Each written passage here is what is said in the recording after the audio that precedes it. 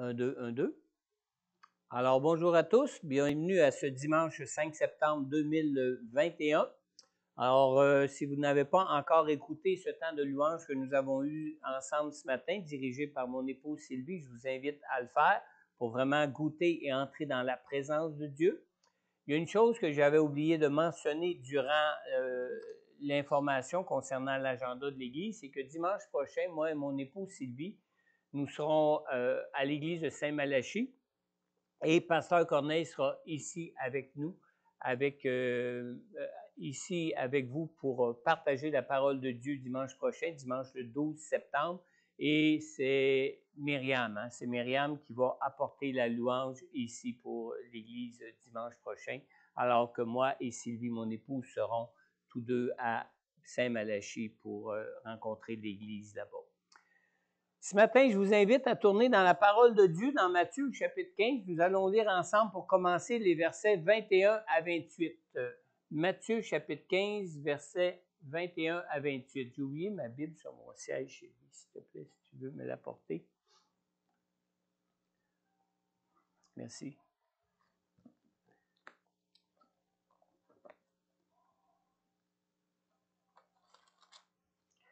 Matthieu, chapitre 15, versets 21 à 28. Alors, on lit ici à partir du verset 21. Jésus partit de là et se retira dans le territoire de Tyr et de Sidon. Alors, une femme cananéenne qui venait de cette région lui cria « Aie pitié de moi, Seigneur, fils de David. Ma fille est cruellement tourmentée par un démon. » Il ne lui répondit pas un mot. Ses disciples s'approchèrent et lui demandèrent « Renvoie-la, car elle crie derrière nous. » Il répondit « Je n'ai été envoyé qu'aux brebis perdues de la communauté d'Israël. » Mais elle vint se prosterner devant lui et dit « Seigneur, secours-moi. » Il répondit « Il n'est pas bien de prendre le pain des enfants et de le jeter aux petits chiens. »« Oui, Seigneur, dit-elle, mais les petits chiens mangent les miettes qui tombent de la table de leur maître. » Alors Jésus lui dit « Femme, ta foi est grande. Sois traitée conformément à ton désir. » À partir de ce moment, sa fille fut guérie. Amen. Amen. Prions ensemble. Seigneur notre Dieu, merci pour ta parole. Merci pour ta parole, car ta parole est la vérité, Seigneur. Merci pour ta parole, car ta parole nous donne et nous révèle tout ce que nous avons besoin d'apprendre, tout ce que nous avons besoin de connaître, tout ce que nous avons besoin de savoir afin que nous puissions mettre pleinement et entièrement toute notre confiance et toute notre foi en toi pour toutes les grâces que tu veux pour nous dans nos vies, Seigneur. Seigneur, je te prie encore ce matin, Seigneur, que tu nous remplisses de ton esprit, que ton Saint-Esprit, Seigneur Dieu, agisse sur chacun de nous qui sommes ici présents ce matin pour entendre ta parole et sur chacun de ceux qui sont assis chez eux ou ailleurs pour entendre l'enregistrement de cette prédication ce matin. Je te prie que ton Saint-Esprit réside sur chacune de ces personnes, sur chacun de nous, Seigneur, afin de nous donner, de nous révéler tout ce que nous avons besoin de savoir, de comprendre et d'apprendre, Seigneur Dieu, pour que notre foi soit entièrement en toi pour connaître toutes ces grâces que tu veux pour nous, Seigneur. Seigneur, merci, parce que tu es un Dieu qui est ressuscité, Seigneur. Seigneur, merci parce que tu es un Dieu qui est ressuscité pour agir pour nous. Tu es un Dieu qui est agissant et tu es un Dieu qui intervient encore pour nous aujourd'hui par la personne de ton Saint-Esprit avec toute la même puissance, avec toute la même amour, avec toutes les mêmes grâces que quand tu étais toi-même présent au milieu de tes disciples ici-bas dans ce monde, Seigneur. Seigneur, je te prie que tu puisses agir encore pour nous ce matin et que tu puisses ainsi nous conduire dans cette pleine délivrance que nous avons besoin pour nos vies, dans ce plein salut que tu nous as acquis pour nous tous à la croix. Je te le demande, Père, dans le nom puissant de Jésus, ton Fils. Amen. Amen. On vient de lire dans Matthieu au chapitre 15 au verset 28. À partir de ce moment, sa fille fut guérie. J'ai intitulé mon message ce matin « Trouver la délivrance ». Vous savez, il existe une grande différence.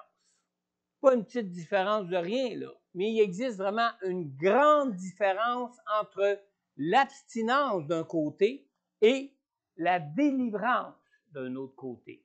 Vous avez sûrement déjà entendu un alcoolique dire « Ah, ça fait des années que je n'ai pas bu une seule goutte d'alcool, mais j'ai toujours aussi soif qu'auparavant. » Vous avez déjà entendu dire ça. Moi-même, j'ai déjà souvent entendu dire ça. Même de la part de gens qui s'abstiennent d'alcool, qui sont des chrétiens. Ou vous connaissez peut-être un fumeur qui, pour arrêter de fumer, devait utiliser des timbres ou des gommes de nicotine pour arriver à s'abstenir de fumer. Vous savez, la délivrance accordée par le Seigneur n'est pas de l'abstinence ou du sevrage. Absolument pas. On vient de lire dans Matthieu 15, 28. Après que Jésus ait dit « Femme, ta foi est grande, sois traitée conformément à ton désir », on lit bien, à partir de ce moment, sa fille fut guérie, délivrée du démon qui la tourmentait. Amen. Une délivrance, c'est quelque chose d'instantané. Une délivrance se produit lorsque ce qui nous tenait captifs, ce qui nous tenait esclaves ou liés, est enlevé par le Seigneur. Et quand les chaînes tombent, quand le lien est brisé, quand la délivrance est faite, c'est instantané. Amen. Une guérison physique peut aussi se faire de façon instantanée. Lorsque la maladie provient d'esprits impurs, on peut être aussi rapidement et instantanément guéri que lors d'une délivrance. Mais une guérison physique peut se faire aussi de façon graduelle et progressive, et même plus souvent, ça se fait de façon progressive et graduelle si la maladie provient simplement d'une déchéance physique que le Seigneur guérit. Maintenant, on a lu dans Matthieu, chapitre 15, au verset 22, une femme cananéenne qui venait de la région de Tyr et de Sidon lui cria « Aie pitié de moi, Seigneur, fils de David. Ma fille est cruellement tourmentée par un démon. » Vous savez, nos dépendances qui nous font tellement souffrir proviennent généralement toutes d'esprits démoniaques. D'esprits démoniaques.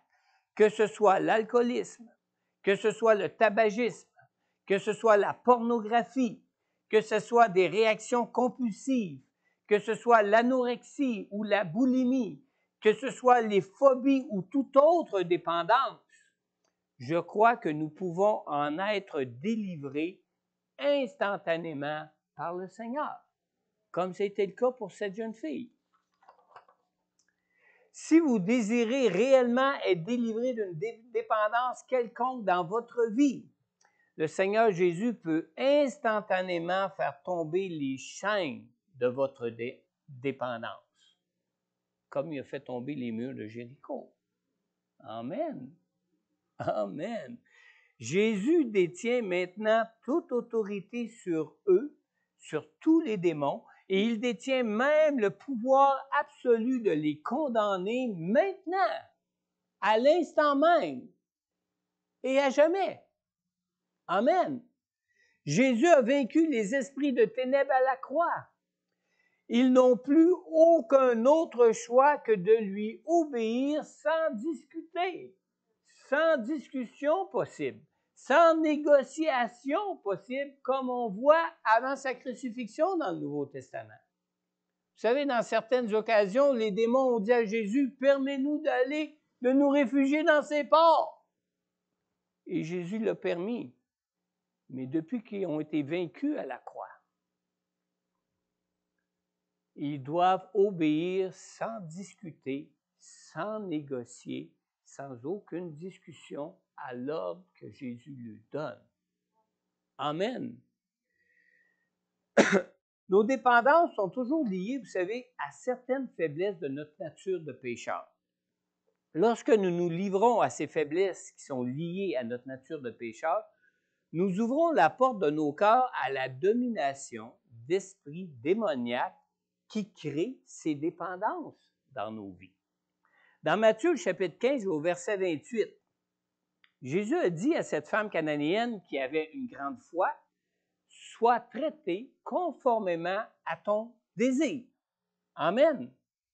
Moi, je ne dirais pas ça à quelqu'un que je peux douter qu'il ait des bons ou des mauvais désirs. Vrai? Mais Jésus lui a dit.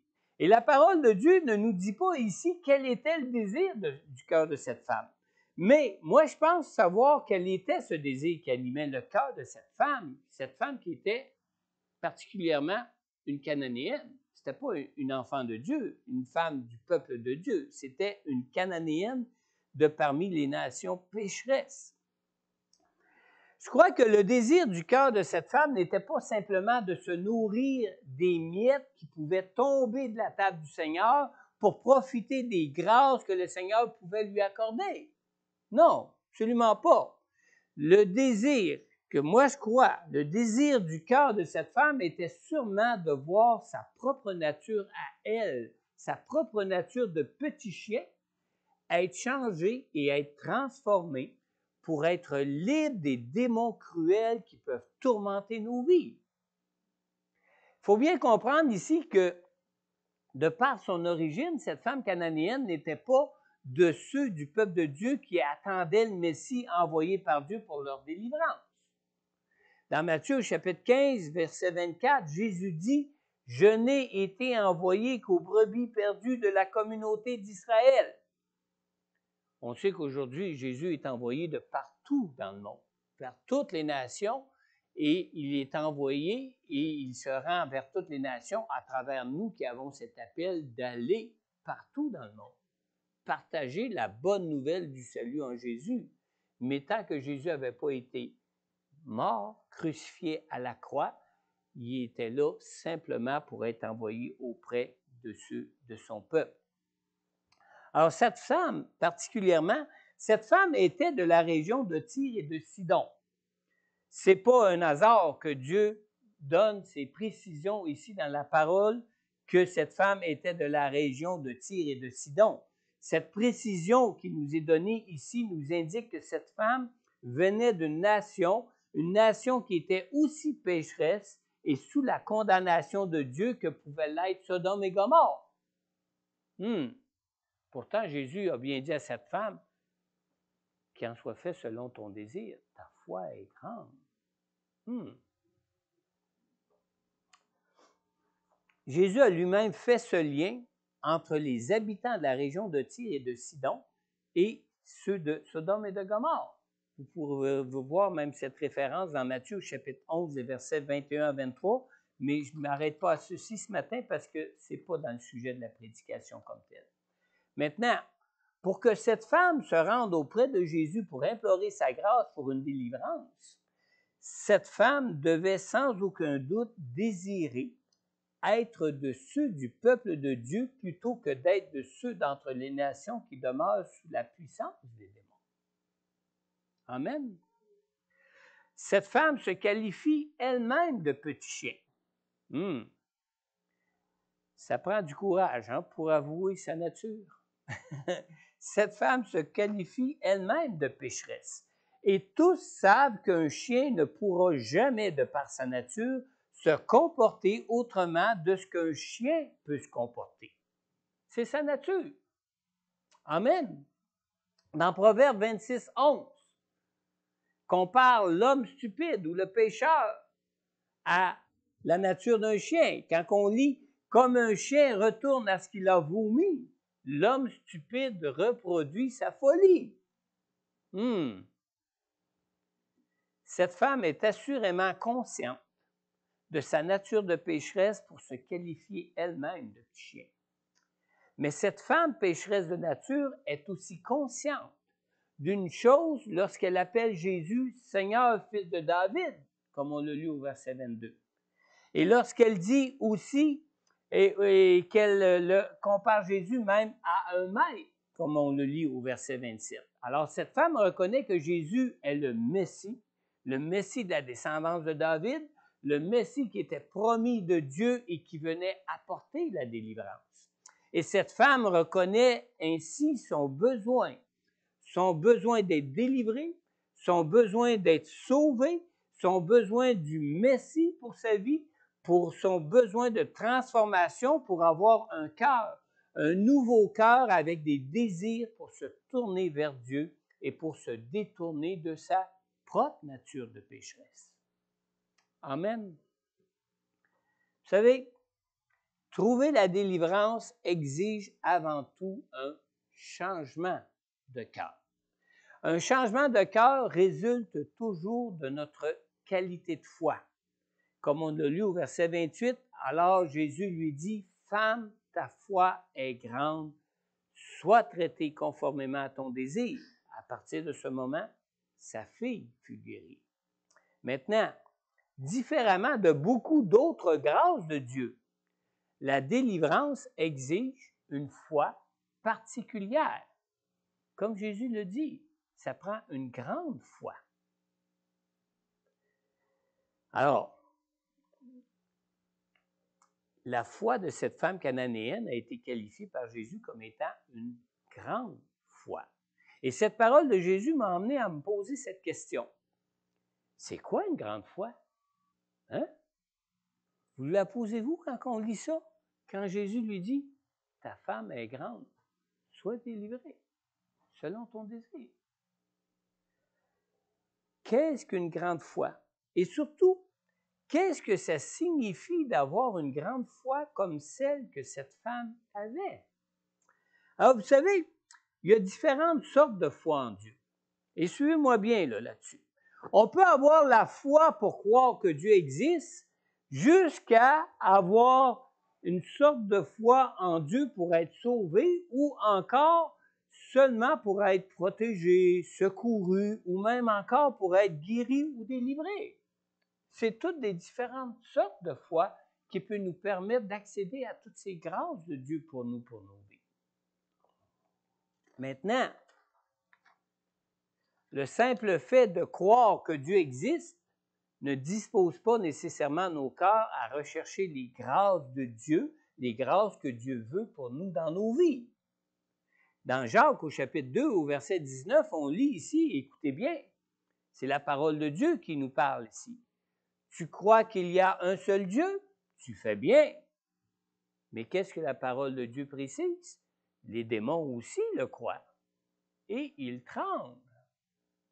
Alors, vous savez, même si les démons sont encore plus convaincus que la plupart des humains de l'existence de Dieu, ça ne leur apporte pas pour autant la bénédiction de Dieu. Non, au contraire, leur persistance à agir en ennemi de Dieu les garde sous la condamnation de Dieu qui bientôt viendra sur eux et sur ce monde. Amen. Alors, ce n'est pas n'importe quelle sorte de foi qui nous sauve. Ce n'est pas n'importe quelle sorte de foi qui nous permet de recevoir des grâces, des bénédictions de Dieu pour des délivrances, des guérisons ou pour toute autre chose dans nos vies. On peut croire en Dieu simplement pour dire « Oh Dieu, je sais que tu existes, protège-moi », sans pour autant nous confier en Dieu et continuer de vivre comme si Dieu n'existait pas. Amen. Vous savez, les pharisiens croyaient en Dieu. Mais malgré qu'ils croyaient en Dieu, ils ne sont jamais arrivés à croire que Jésus venait de Dieu pour leur délivrance. Ils croyaient réellement en Dieu. Ouh! Ils étaient vus et connus comme des gens qui avaient une grande foi en Dieu à leur époque. Et ce qui les empêchait de croire en Jésus pour trouver leur délivrance était de reconnaître qu'ils étaient eux-mêmes des pécheurs pour accepter leur besoin d'un sauveur pour eux. Ils se sentaient tellement saints et tellement des gens aimés et appréciés de Dieu pour être des élus de Dieu, qu'ils ne réalisaient même pas qu'ils étaient des pécheurs et qu'ils avaient besoin d'un Messie pour être sauvés. Et vous savez, quand Jésus sauve un pécheur, il ne lui accorde pas simplement une délivrance. Non. Mais Jésus lui envoie aussi le Saint-Esprit. Il envoie le Saint-Esprit pour être transformé, pour être changé dans son cœur et pour être conduit et dirigé par lui dans une toute nouvelle vie. Il ne vient pas seulement pour guérir, il ne vient pas seulement pour délivrer, il ne vient pas seulement pour protéger, il vient pour nous transformer. Et c'est la raison pour laquelle il nous a donné, après sa résurrection, au moment où il a été glorifié auprès de Dieu dans les cieux, il nous a donné la personne du Saint-Esprit. Qu'est-ce qu'il fait, le Saint-Esprit? Il sanctifie, il transforme, il révèle, il convainc de péché, de justice, de jugement, afin qu'on puisse marcher dans cette transformation et dans cette nouvelle vie que Dieu veut pour nous. Amen. Faire l'expérience d'une délivrance, vous savez, c'est une chose qui est inutile si les désirs de nos cœurs ne changent pas. On a besoin de cette transformation de nos cœurs pour connaître les plus grandes bénédictions que Dieu veut pour nous dans nos vies. Le problème à trouver la délivrance provient souvent de notre vieille nature de pécheur. Même si nous crions à Dieu pour être délivrés de nos dépendances parce que nous croyons que Dieu existe, savez-vous que si les désirs de nos cœurs ne changent pas, une réponse de Dieu à nos supplications peut nous attirer plus de souffrance que de bienfaits? Tournez avec moi dans vos Bibles, dans Matthieu chapitre 12, nous allons lire les versets 43 à 45 ici. Matthieu chapitre 12, juste quelques chapitres auparavant, les versets 43 à 45. Si vous avez vos Bibles ou sur votre téléphone ou votre tablette, prenez le temps de le lire sur votre équipement parce que ça n'apparaîtra pas ici à l'écran. Matthieu chapitre 12, versets 43 à 45. On lit ici la parole de Dieu qui nous dit: « Lorsqu'un esprit impur est sorti d'un homme, il va dans des endroits arides pour chercher du repos, et il n'en trouve pas. Alors il dit: Je retournerai dans ma maison d'où je suis sorti. À son arrivée, il la trouve vide, balayée et bien rangée. Alors il s'en va prendre avec lui 7 autres esprits plus mauvais que lui. Ils entrent dans la maison, s'y installent, et la dernière condition de cet homme est pire que la première. Il en ira de même pour cette génération mauvaise. » On lit bien, hein? Verset 45, je reprends. Celui-là, vous l'avez ici à l'écran. « Alors le mauvais esprit s'en va prendre avec lui 7 autres esprits plus mauvais que lui. Il entre dans la maison, s'y installe, et la dernière condition de cet homme est pire que la première. Il en ira de même pour cette génération mauvaise. » Maintenant, comment peut-on connaître une délivrance et se retrouver à nouveau aux prises avec une dépendance encore plus sévère que peut-être qu'auparavant? Comment? C'est pas vraiment compliqué à comprendre. La réponse se trouve à la fin du verset qui dit en résumé qu'il en est ainsi pour ceux qui ont un cœur mauvais, c'est-à-dire pour ceux qui ne marchent pas avec le Seigneur dans leur vie pour voir leur cœur être transformé, pour voir leur vie être changée, pour marcher en nouveauté de vie avec Dieu dans leur vie. Alors, lorsqu'un cœur demeure inchangé, les désirs demeurent inchangés, n'est-ce pas? Et lorsque les désirs du cœur demeurent les mêmes, la porte de notre cœur demeure toute grande ouverte aux mêmes tentations qui laisse libre cours aux esprits du mal de prendre place dans nos cœurs. Amen? Pas compliqué à comprendre. Mais par ailleurs, il faut bien faire attention à une chose. On a parlé des pharisiens tantôt.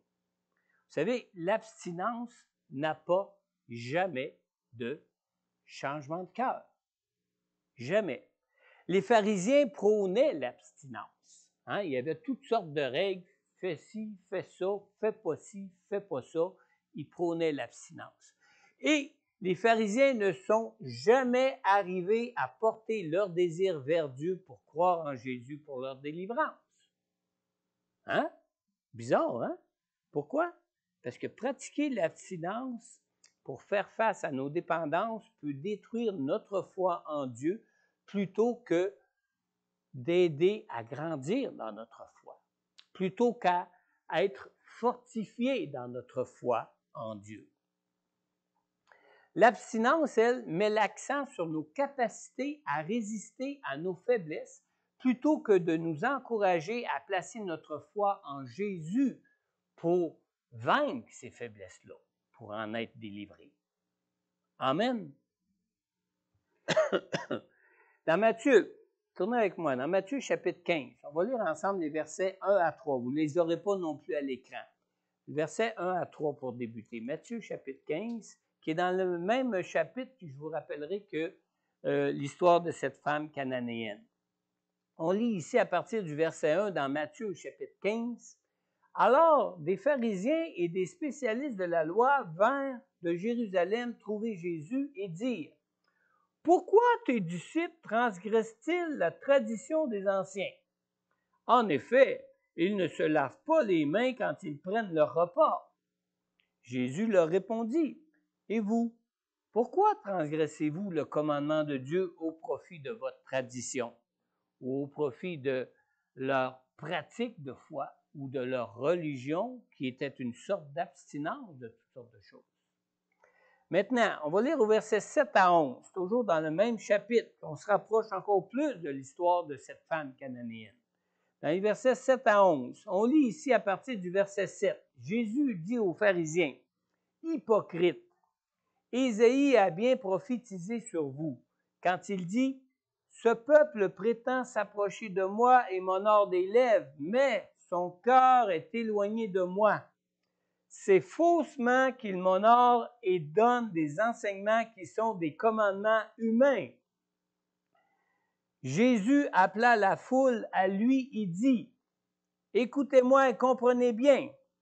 Ce n'est pas ce qui entre dans la bouche qui rend l'homme impur, mais ce qui sort de la bouche, voilà ce qui rend l'homme impur. » Et on lit un peu plus loin. Là, on vient de lire ici la confrontation qui était entre Jésus et les pharisiens qui ne croyaient pas en Jésus. Mais on va encore plus loin, au verset 19 et 20. Verset 19 et 20, Jésus dit ici, suite à cette confrontation, il donne cette explication à ses disciples. Il dit au verset 19 et 20, « En effet, c'est du cœur que viennent les mauvaises pensées, les meurtres, les adultères, l'immoralité sexuelle, les vols, les faux témoignages, les calomnies.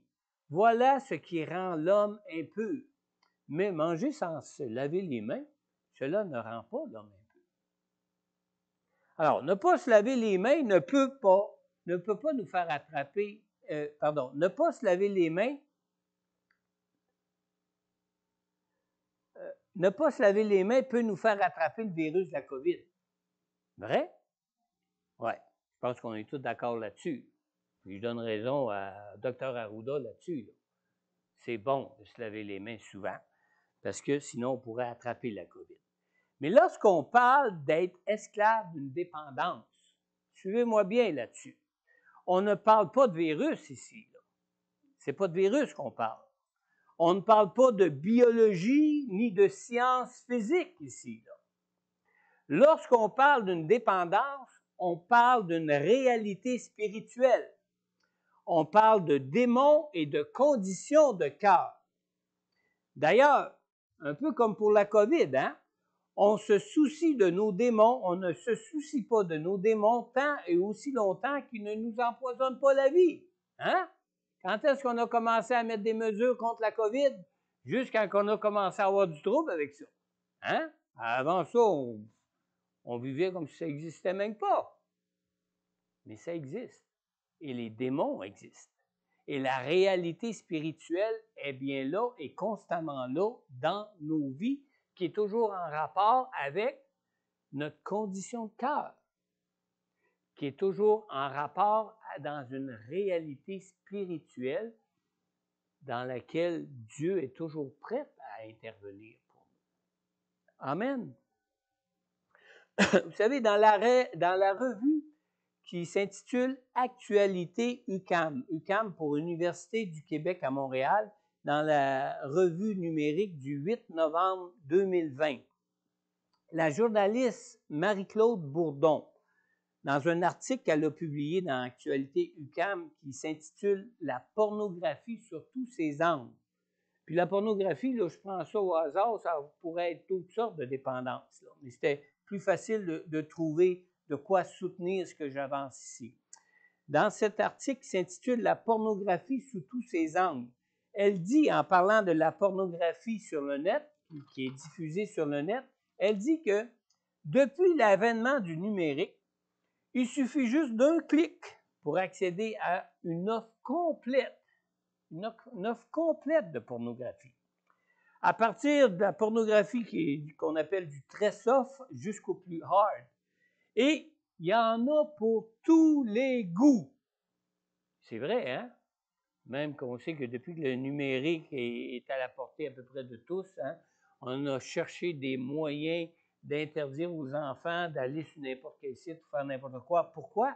Parce que c'est tellement diffusé en profusion qu'on peut en trouver pour tous les goûts quand on veut. N'est-ce pas? Mais remarquez une chose. Quand Marie-Claude, comment déjà qu'elle s'appelle? Quand Marie-Claude Bourdon dit « Il y en a pour tous les goûts », et c'est là mon point. Quand elle dit « il y en a pour tous les goûts », il nous faut bien comprendre que les désirs de nos cœurs sont toujours les résultats des goûts qui viennent de notre propre nature, selon qu'on est à l'écoute de notre vieille nature ou selon qu'on est à l'écoute de notre nouvelle nature en Jésus. Amen. Alors, si on demeure à l'écoute de notre vieille nature pour ne pas marcher dans la transformation que Dieu veut pour nous, bah, juste à le voir. Puis le lendemain, il dit, « Ah non, il faut que j'aille le voir. » Puis finalement, « Oh, j'ai un peu de temps, moi, aller voir. » Puis ça devient une dépendance. Amen. Si la pornographie qui finit toujours par nous enchaîner dans sa dépendance est devenue si populaire, hein? C'est que cette perversité sexuelle répond aux désirs de la plupart des cœurs conformément au péché qui domine dans ce monde. N'est-ce pas? C'est toujours lié aux faiblesses de notre nature. D'autre part, et c'est là que nous voyons combien nous sommes tous des pécheurs. Toujours de l'UQAM, de l'Université du Québec à Montréal, dans le cadre du nouveau cours Pornographie et société. C'est drôle, hein? Qu'à cette heure, maintenant, on a des cours de sexologie, puis on a même des cours de pornographie à l'université de nos jours. On n'aurait pas vu ça anciennement, hein? Mais c'est comme ça. Simon Corneau, qui est lui professeur du département de la sexologie, qui est non seulement professeur, mais qui est chef même de la chaire de la sexologie de l'UQAM, de l'Université du Québec à Montréal, affirme que la pornographie est devenue populaire, au point que certains auteurs parlent d'une sexualisation de la culture ou même de pornographisation sociale. Wow! On est vraiment tous des pécheurs, hein, pour en arriver à un point comme ça, là. Puis on ne voit même plus ça comme un problème qui peut nous emmener dans des dépendances. C'est grave, là. Maintenant, tant que nos démons ne nous causent pas de souffrance ou que nos démons ne nous dérangent pas trop, hein? Nos désirs même les plus secrets et nos désirs même les plus discrets leur ouvrent toujours toute grande la porte de nos cœurs. Et ça, il faut le réaliser. N'est-ce pas? Vous savez, habituellement, seuls ceux qui souffrent de leur dépendance cherchent à en être délivrés. Vrai? Tant qu'on n'en souffre pas, bof, on est comme certains films qu'on a vus au cinéma où ce que des gens vivent en toute convivialité avec leurs démons. Vous avez vu ce genre de film-là? Ils ont le petit démon sur l'épaule. Ils sont dans une autre époque, une époque où il n'y a plus de foi en Dieu, c'est pas compliqué. Mais il y a un monde spirituel. Mais il y a une réalité spirituelle où les petits démons les accompagnent, mais sont là comme pour combler leur vie. Alors que c'est des esprits de mensonge. Alors que c'est des esprits de destruction. Alors que c'est des esprits de tourment. Puis, tant qu'ils ne nous dérangent pas, bah, c'est juste le fun. Ça répond à un désir du cœur. Wow! Un fantasme. Une tentation qui est trop souvent, on a essayé d'étouffer par nous-mêmes, qu'on n'arrive même pas à étouffer. N'est-ce pas?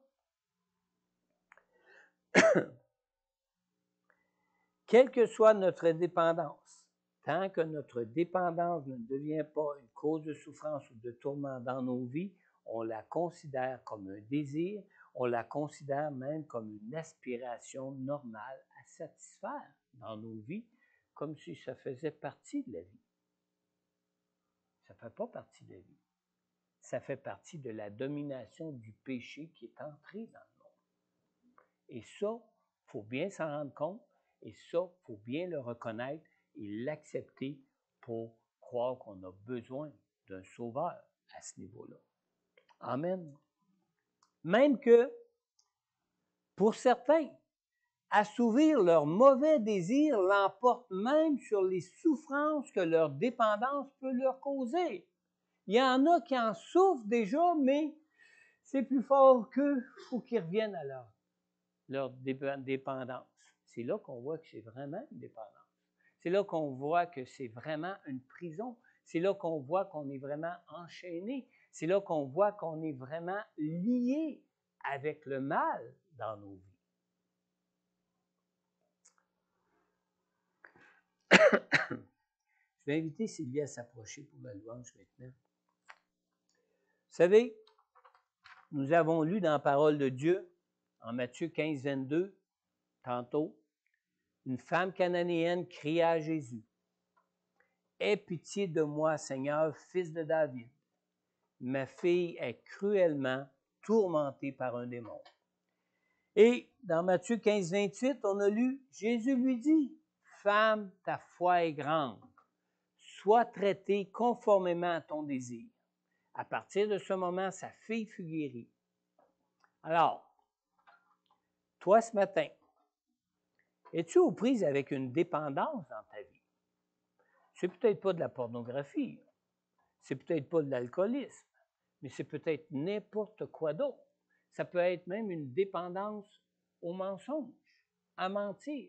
Ça peut être même une dépendance à commérer, à faire des calomnies. Ça peut être une dépendance à toutes sortes de choses. Parce qu'il y en a à différents niveaux. C'est pas parce que la médecine peut avoir qualifié certains problèmes de dépendance qu'il n'existe pas d'autres problèmes pour lesquels on dépend aussi. N'est-ce pas? Es-tu aux prises avec une dépendance dans ta vie? Es-tu aux prises avec l'alcool, la cigarette, la pornographie, l'anorexie, la boulimie? As-tu des réactions compulsives, des phobies ou toute autre sorte de dépendance? Attends pas que cette dépendance te cause des souffrances pour placer ta foi en Jésus pour en être délivré. Jésus est venu justement justement pour briser les chaînes de cette dépendance qui te domine et qui t'empêche d'être totalement libre dans ta vie. Dans Jean au chapitre 10, au verset 10, Jésus te dit, « Le voleur ne vient que pour voler, égorger et détruire. Moi, je suis venu afin que les brebis aient la vie et qu'elle l'ait en abondance. » Alors, Jésus est venu pour toi. Et Jésus est venu pour te redonner toute la liberté que ta dépendance t'a enlevée dans ta vie. Jésus est venu pour te libérer de cette prison dans laquelle ta dépendance te tient captif ou captive. Dans Isaïe 45, 2, le Seigneur te dit, « Je marcherai moi-même devant toi. J'aplanirai les pentes. Je mettrai en pièces, écoutez bien, je mettrai en pièces les portes en bronze et je briserai les verrous en fer. » Le Seigneur veut te délivrer de ta prison ce matin. As-tu déjà invité Jésus à être le Sauveur et le Seigneur de ta vie pour recevoir la grâce du pardon de Dieu pour toi et pour avoir vraiment ce privilège de connaître sa présence avec toi dans ta vie et recevoir ta délivrance? Si tu n'as pas déjà invité Jésus jusqu'à maintenant à venir dans ton cœur pour être le Sauveur de ta vie, c'est peut-être parce que tu n'as pas encore réalisé combien Jésus t'aime pour vouloir te sauver et te rendre libre dans ta vie. Reçois ce matin cet amour de Jésus pour toi, cet amour de Jésus pour toi qui a payé à la croix le prix. Il a payé le prix pour ton pardon, il a payé le prix pour ta délivrance. Dans Jean 3,16, on lit, « En effet, Dieu a tant aimé le monde qu'il a donné son Fils unique, afin que quiconque croit en lui ne périsse pas, mais ait la vie éternelle. » Ce matin, si tu crois à cet amour de Dieu pour toi, il suffit simplement pour toi maintenant de lui confier ta vie en l'invitant à venir lui-même habiter dans ton cœur. Apocalypse 3,20, Jésus te dit, « Voici, je me tiens à la porte de ton cœur et je frappe. Si quelqu'un entend ma voix et ouvre la porte, j'entrerai chez lui, je souperai avec lui et lui avec moi. » Alors, si tu désires ce matin placer ta foi en Jésus pour ton salut et recevoir la grâce du pardon de Dieu et la délivrance qui te sont maintenant offertes par Dieu en Jésus-Christ, je t'invite à simplement adresser cette courte prière au Seigneur. Père céleste, je crois en ton amour pour moi et je crois que tu as envoyé ton Fils Jésus pour que je sois sauvé et purifié de tout péché. Seigneur Jésus, je crois que tu t'es sacrifié dans ton amour pour moi en payant à ma place à la croix le prix pour ma réconciliation avec Dieu et pour le prix de ma délivrance. Je reconnais que je suis pécheur, que j'ai besoin de ta grâce pour vivre par la foi en toi une toute nouvelle vie de liberté avec toi. Seigneur Jésus, je t'ouvre maintenant tout mon cœur. Je te prie, Seigneur, d'entrer maintenant dans ma vie. Père Céleste, je te le demande, pardon pour tous mes péchés. Père Céleste, je te le demande dans le nom de Jésus, ton Fils, qui est mort et qui est ressuscité pour moi. Amen. Alors ce matin, si tu écoutes l'enregistrement de ce message et que tu as adressé cette prière au Seigneur pour la toute première fois de ta vie, n'hésite pas à prendre contact, soit avec moi, soit avec Pasteur Corneille, selon ce que tu préfères, selon ta préférence. Nous pourrons l'un ou l'autre en retour prendre contact avec toi pour prier pour toi personnellement et pour répondre à toutes tes questions, soit sur Jésus, soit sur ce qui concerne ton salut en Jésus, ou soit pour tout ce qui peut concerner ton besoin de placer ta foi en Jésus pour ta vie et pour ta délivrance.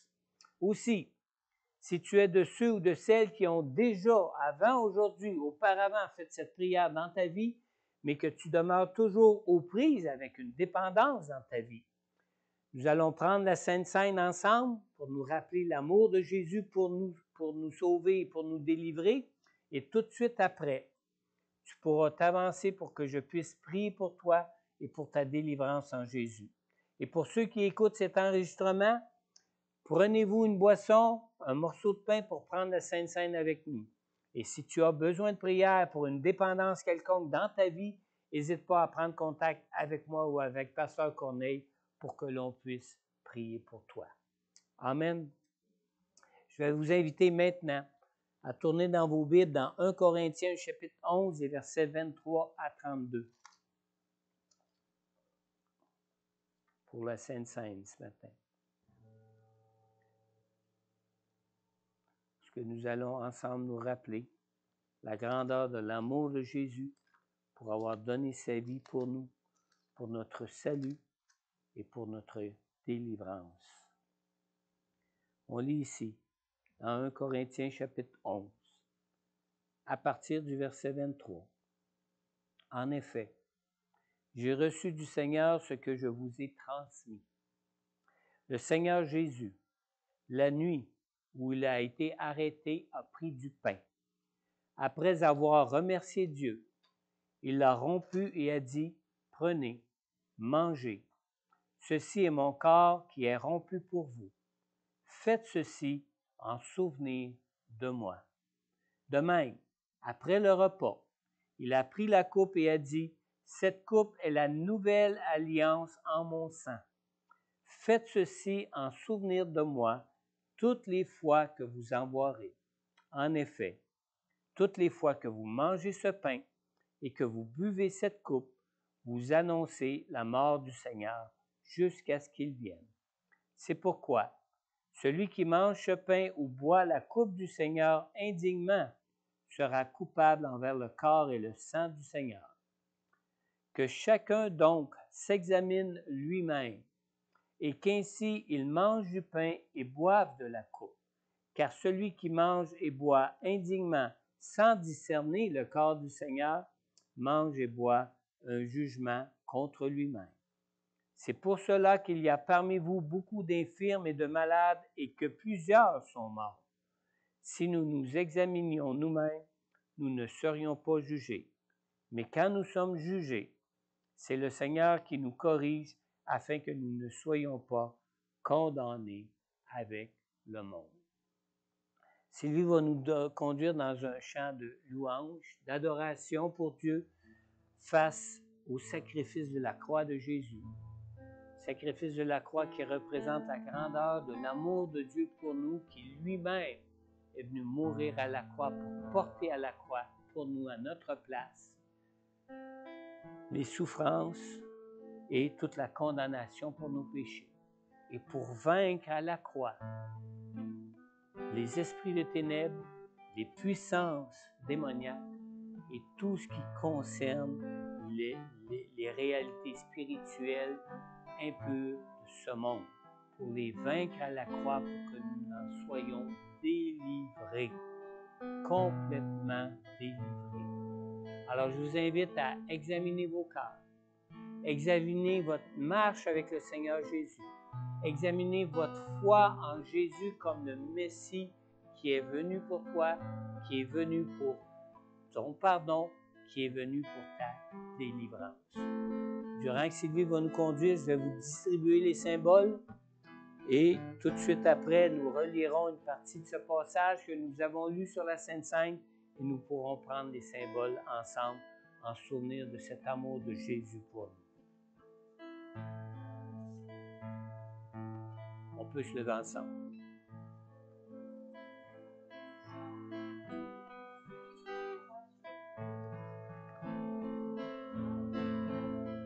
Je suis réconcilié.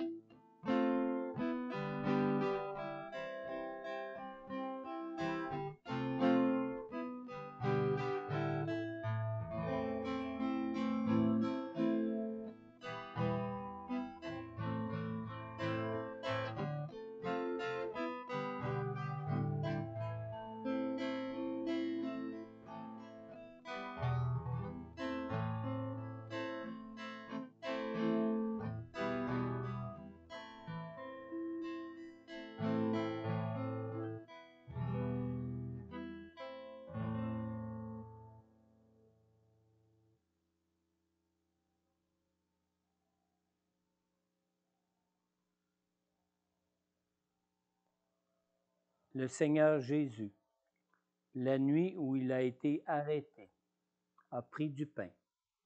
Après avoir remercié Dieu, il l'a rompu et a dit, « Prenez, mangez, ceci est mon corps qui est rompu pour vous. Faites ceci en souvenir de moi. » De même, après le repas, il a pris la coupe et a dit, « Cette coupe est la nouvelle alliance en mon sang. Faites ceci en souvenir de moi toutes les fois que vous en boirez. En effet, toutes les fois que vous mangez ce pain et que vous buvez cette coupe, vous annoncez la mort du Seigneur jusqu'à ce qu'il vienne. »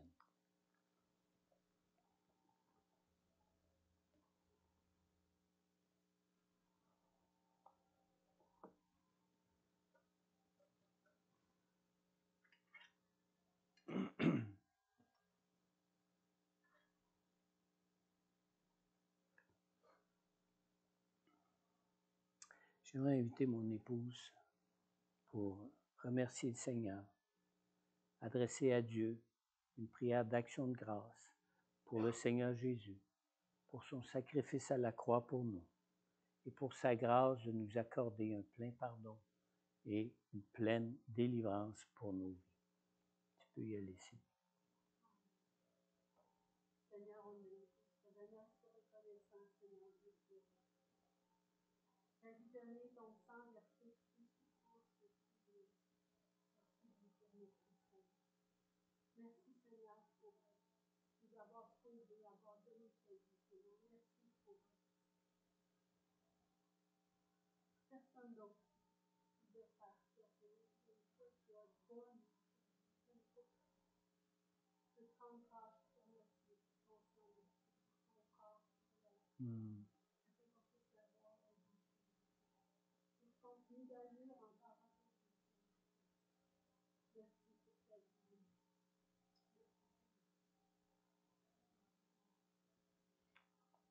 Amen. Mangeons ensemble le pain qui représente le corps de Christ, que Jésus a pris en son corps toutes les souffrances comme des conséquences de nos péchés sur lui, sur son corps, pour nos vies. Mangeons le pain.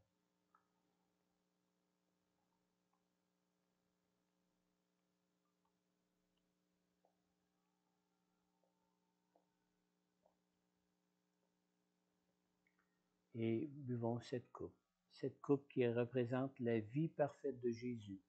La vie parfaite de Jésus qui ne s'est pas fait enlever la vie, mais qui s'est livré lui-même par amour pour nous, afin que nous puissions avoir la vie en lui, une nouvelle vie qui nous est transmise par la personne de son Saint-Esprit qui nous est envoyé du ciel pour nos vies, pour nous conduire dans cette nouvelle vie, pour nous conduire dans une vie pour être de jour en jour de plus en plus semblables nous-mêmes à Jésus. Buvons la coupe.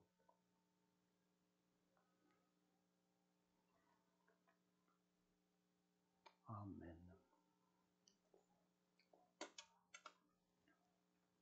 Sylvie va nous conduire dans un autre chant de louange, d'adoration. Durant ce temps, je vais récupérer les coupes et ceux qui voudraient s'avancer pour ce temps, pour la prière, quel que soit le sujet, ce n'est pas nécessairement un sujet de dépendance dans les vies, mais quel que soit votre besoin de prière, vous pouvez vous avancer. Je vais prendre le temps de prier pour vous.